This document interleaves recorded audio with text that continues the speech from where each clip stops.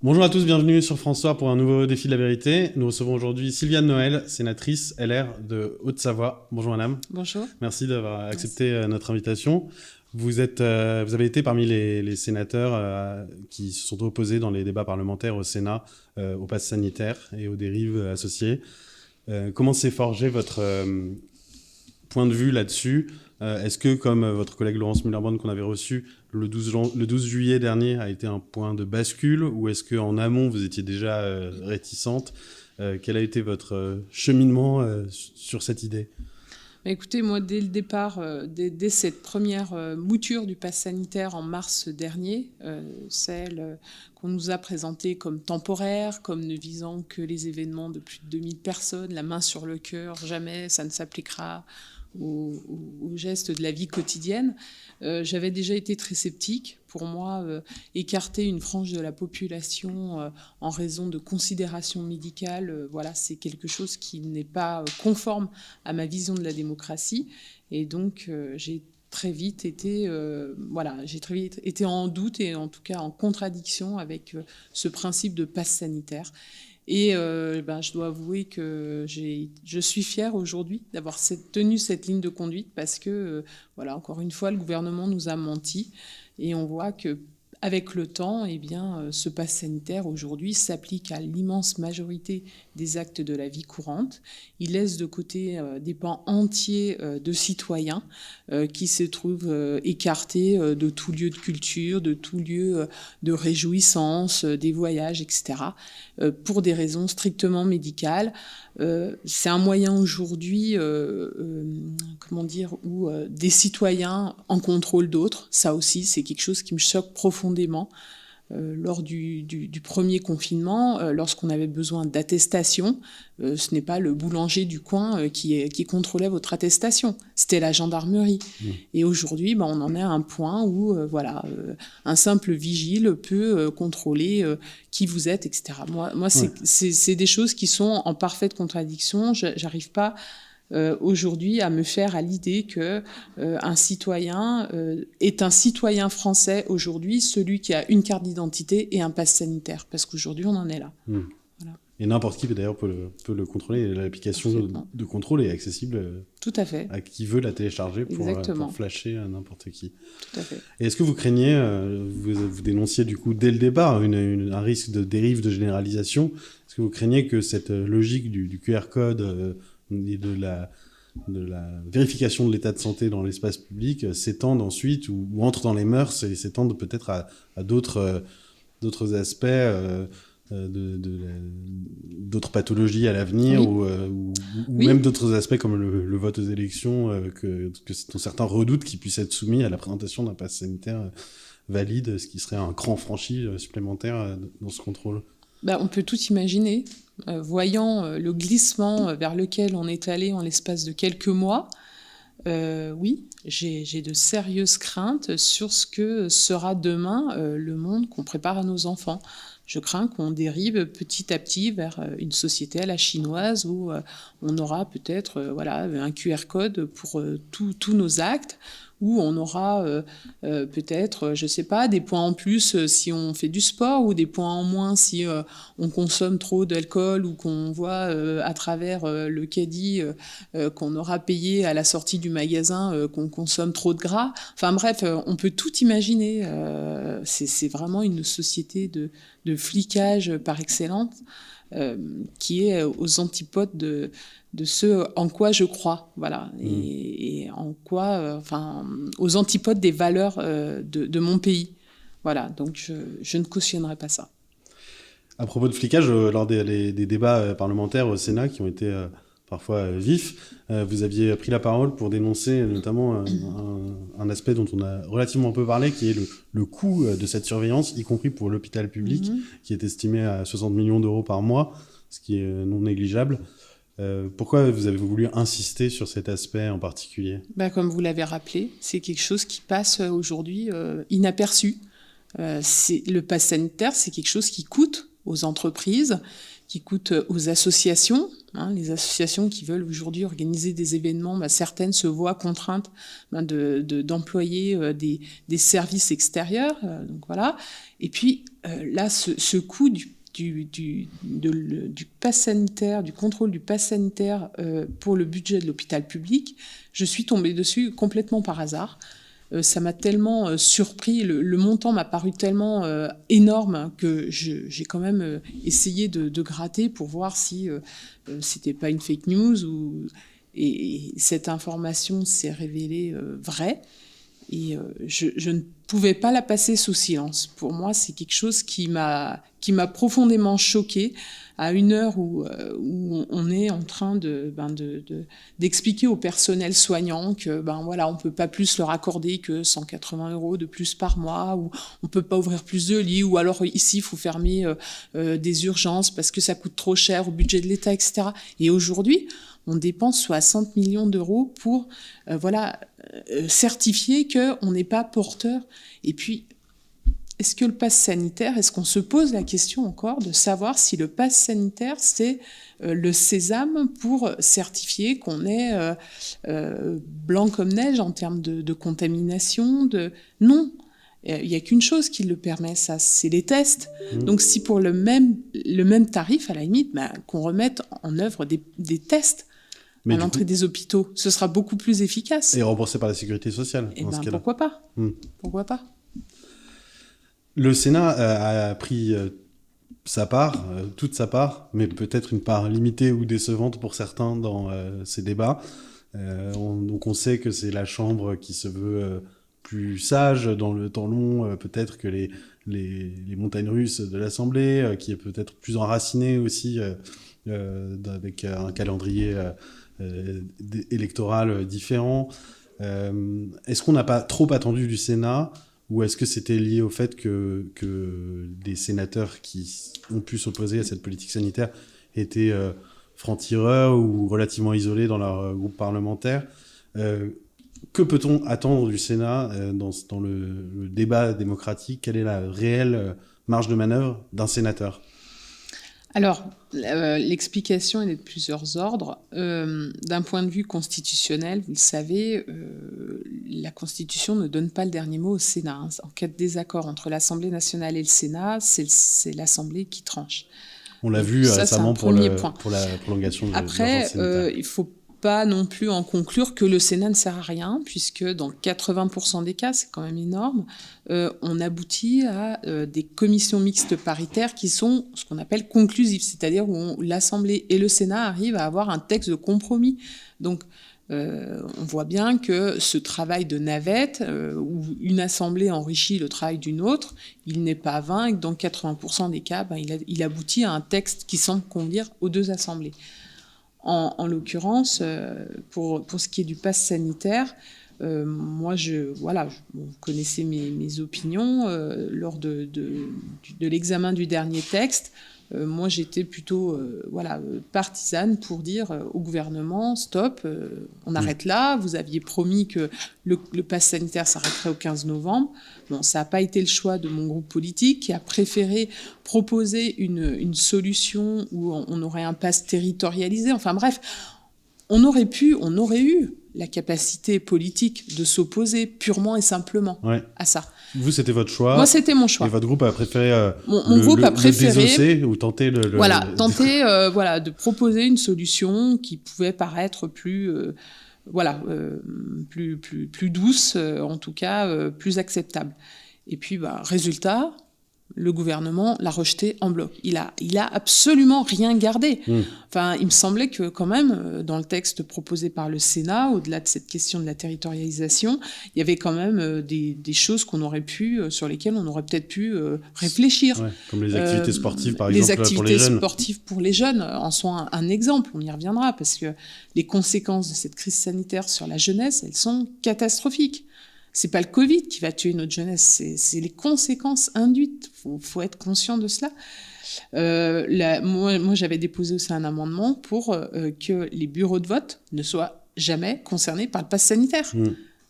Balayés. Balayés par gouvernement. Et à chaque fois, c'est pareil. C'est pas la première fois que je dépose cet amendement. À chaque fois, on me jure la main sur le cœur. Mais non, comment osez-vous, Madame la sénatrice, imaginer qu'on puisse... Mais dans ce cas-là, écrivez-le. Écrivez-le. Ça vous coûte pas plus cher de l'écrire que de le dire. Et à chaque fois, on le rejette. Écoutez, il y a de quoi douter. Il y a de quoi douter. Donc voilà, j'ai envie de vous dire que d'un point de vue institutionnel, oui, le Sénat n'a pas la possibilité d'imposer ses points de vue, mais il faut aussi reconnaître qu'on est aussi face à un gouvernement qui aujourd'hui est bien conscient de cette faiblesse institutionnelle, et quand il peut nous balayer sur des sujets aussi sensibles que le pass sanitaire, eh bien, il le fait sans vergogne. Ouais. Voilà. Et d'un point de vue constitutionnel, le Parlement donc, doit voter les lois et contrôler l'action du gouvernement. Vous considérez qu'il délaisse le deuxième aspect au profit du premier? Alors, je vote trop vite? Je suis de ceux qui pensent qu'on légifère beaucoup trop et qu'on contrôle bien trop peu. Voilà, c'est clair. On n'est pas assez, attentif et conscient de ce rôle majeur qu'est le contrôle du gouvernement, et particulièrement dans cette situation, dans cette période très sensible où on leur a un petit peu laissé les clés pour gérer cette crise sanitaire. Et on voit aujourd'hui des décisions qui sont complètement ubuesques. Et la CNIL s'en est d'ailleurs émue. Ça fait 4 fois qu'ils demandent au gouvernement de leur fournir les preuves de l'efficacité du pass sanitaire. Et toujours pas de réponse. C'est pas acceptable. C'est pas acceptable. Donc voilà, je pense qu'on devrait être davantage partie prenante dans ce rôle de contrôle qui est fondamental. Et c'est une affaire d'habitude, de culture politique ou d'un mandat dans lequel le gouvernement a voulu légiférer à marche forcée en obstruant le calendrier parlementaire, ou bien c'est vraiment que peut-être les institutions ne le permettent pas tant que ça? Je ne sais pas. Je pense qu'on nous asphyxie un peu avec un calendrier législatif qui est très fourni, qui demande beaucoup de temps et du coup qui ne nous laisse pas la possibilité de réaliser ce type d'acte qui est pourtant essentiel. Donc j'ai encore du mal à l'expliquer, mais en tout cas, moi j'en fais le triste constat aujourd'hui. Alors vous parlez des jeunes qui ont beaucoup souffert. Non pas directement du Covid, comme on le dit parfois, mais bien des mesures politiques prises au nom de cette maladie. Parmi les victimes de cette gestion de crise, il y a aussi tout le monde de la montagne qui en a pâti de façon jusqu'à l'absurde parfois. Vous êtes élu donc, de Haute-Savoie et vous avez été maire de Nancy-sur-Cluse. Donc vous avez été... vous êtes aussi membre de l'Association nationale des élus de montagne et secrétaire de l'Association des maires ruraux de Haute-Savoie. Donc vous êtes sensible évidemment aux particularités du tourisme, de l'élevage, on y reviendra juste après. Mais pour commencer, comment ont été vécus dans ces territoires qui ont vraiment été entravés dans leurs activités majeures? On se rappelle on va pas rappeler tous les détails, mais on se rappelle de toutes les mesures qui ont touché notamment les stations de ski et qui d'ailleurs ne sont pas totalement fermées puisque le pass sanitaire sera redemandé à nouveau cet hiver dans les remontées mécaniques. Vous avez vécu comment sur place? Très mal. Pour nous, l'économie du ski, ça se limite pas uniquement aux stations. Le ski, c'est une véritable économie pour nos territoires. La fermeture l'année dernière des remontées mécaniques, ça n'a pas impacté que les gestionnaires de remontées mécaniques, que les hôtels, que les restaurants. C'est allé bien au-delà. C'est allé jusqu'aux petits magasins du coin, c'est allé jusqu'aux blanchisseries, c'est allé jusqu'aux chauffeurs de taxi, c'est allé... c'est vraiment toute une économie il y a qui des usines aujourd'hui... aussi des usines, évidemment. À Salanches, évidemment, toute une industrie qui a été frappée de plein fouet par... faut quand même pas oublier, je pense qu'il y a peu de secteurs aussi sacrifiés que la montagne, dans cette crise, où l'année 2020, on l'a terminée de façon précipitée, prématurément, et puis toute l'année 2020-2021 complètement blanche, sacrifiée. Et aujourd'hui, on revient avec un début de saison où on nous informe que le pass sanitaire est de nouveau à l'œuvre. Et avec une épée de Damoclès, en plus d'un possible durcissement des mesures. Non, mais pour une activité de plein air, est-ce qu'on a imposé un pass sanitaire sur les plages cet été ? Ne leur donnez pas d'idée. Non, mais on est dans l'absurdité. On est dans l'absurdité. Faut arrêter. Alors qu'on nous impose déjà le masque, bon, je trouverais déjà ça limite, mais qu'on nous impose un pass sanitaire. Aujourd'hui, moi, ça fait déjà quelques mois que je tirais la sonnette d'alarme, et je vois encore une fois que malheureusement, j'ai eu raison. C'est que les stations se retrouvent en très grande difficulté pour recruter. On a 10 à 20% du personnel saisonnier qui n'est pas vacciné, qui ne souhaite pas l'être, et qui est en train de démissionner. On est à quelques jours de l'ouverture des stations, et j'ai un bon nombre de collègues maires ou des gestionnaires de remontée mécanique qui m'appellent pour me dire « Attention, là, on est en difficulté, il faut absolument arriver à assouplir les règles du pass sanitaire pour les saisonniers, parce que sinon, soit on va ouvrir dans des conditions qui ne nous permettront pas d'assurer suffisamment la sécurité de nos usagers, faute de personnel, comme les pisteurs, soit on n'ouvrira qu'une petite partie de notre domaine. Mais attendez, c'est quoi cette histoire ? Enfin, moi, je suis de nouveau, j'ai de nouveau la crainte que là, on soit de nouveau dans une absurdité, une absurdité qui nous conduise à essuyer de lourdes pertes économiques, sinon plus. Il y a un autre sujet sur lequel qui est plutôt déconnecté du sanitaire, mais sur lequel, en tant qu'élu rural, vous êtes exprimé. On pourrait dire que si on cherche un point commun, c'est une sorte d'idéologie qui s'applique au détriment du réel. C'est la question du loup. Donc il y a beaucoup d'éleveurs là où vous étiez élu, où vous êtes élu encore. Vous avez pris la parole au début octobre pour dire que nous sommes restés figés à une époque où le loup était en voie de disparition. Aujourd'hui, la situation a évolué. On ne peut plus considérer que le loup est encore une espèce en voie de disparition.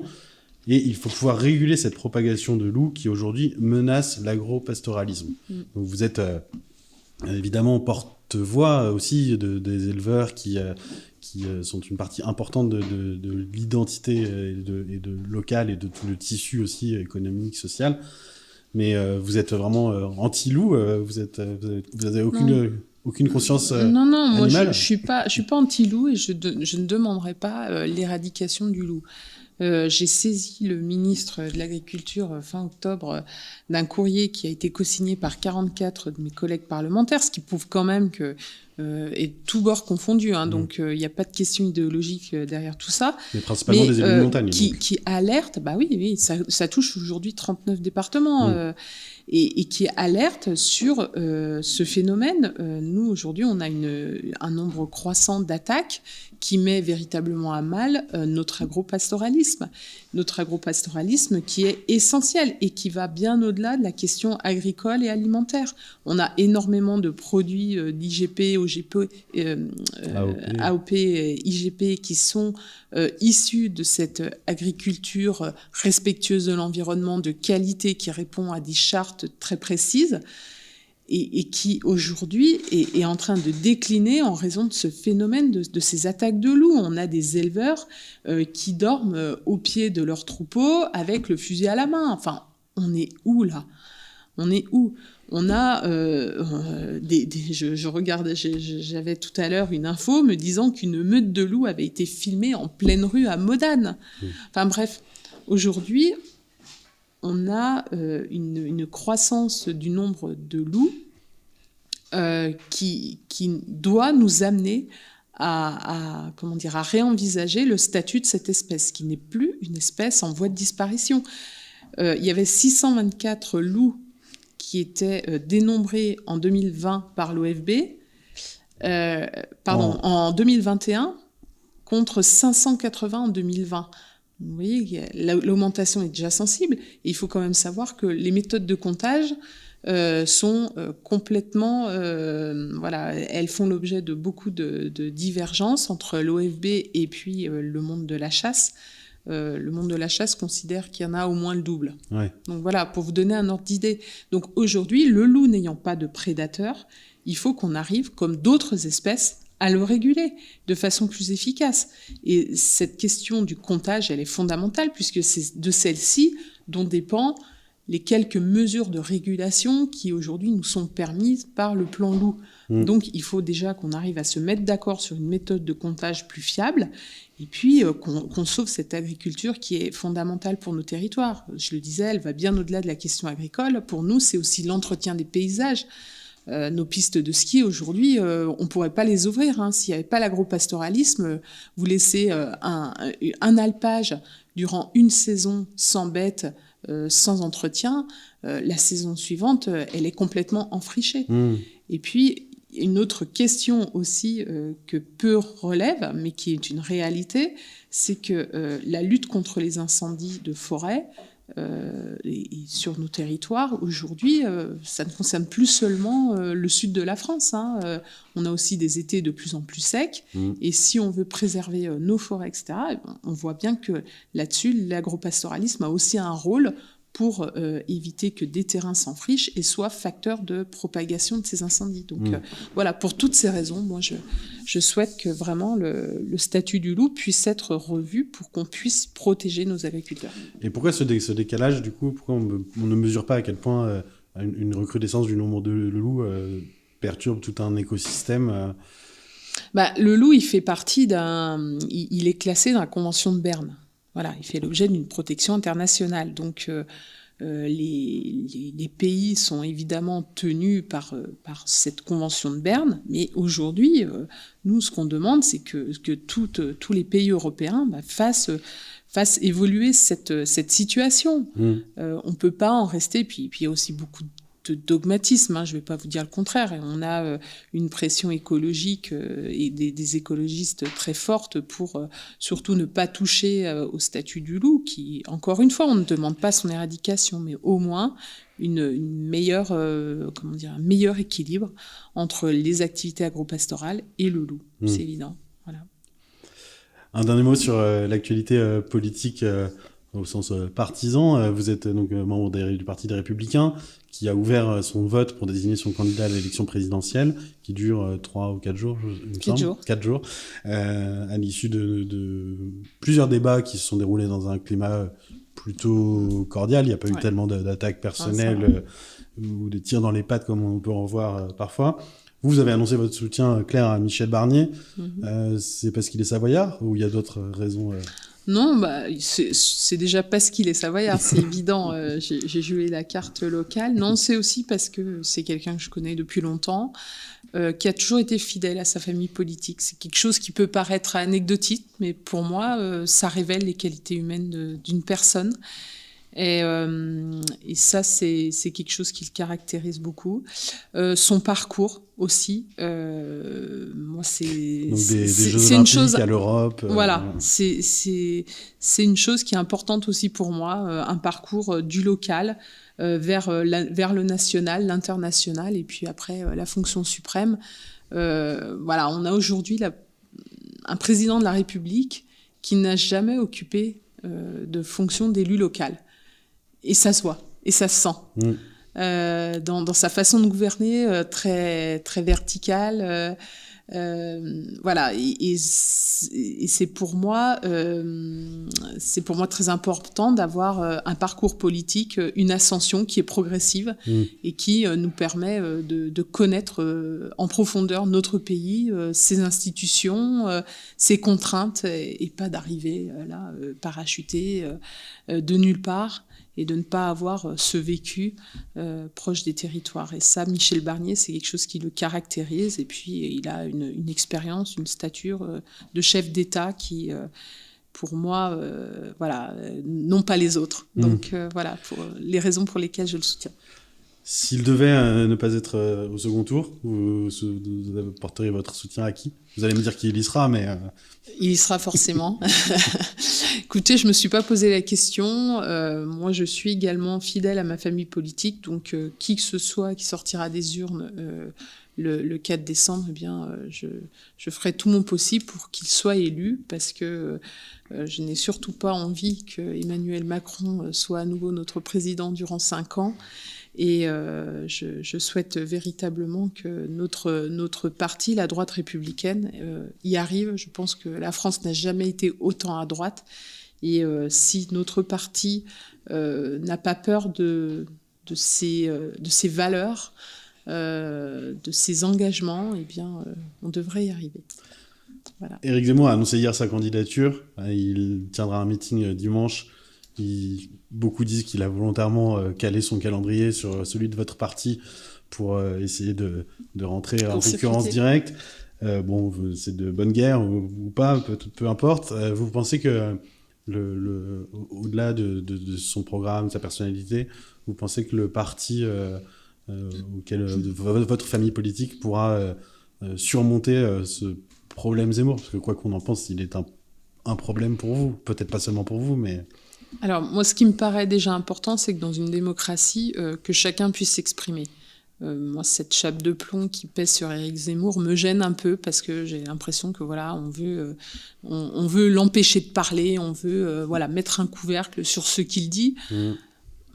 Je suis pas étonnée de son succès parce que voilà, quand on a quelqu'un qui arrive avec une ligne, avec des idées fortes, avec des positions assumées, c'est quelqu'un qui plaît parce que ils disent que les Français pensent tout bas et voilà. Donc il faut pas s'en étonner.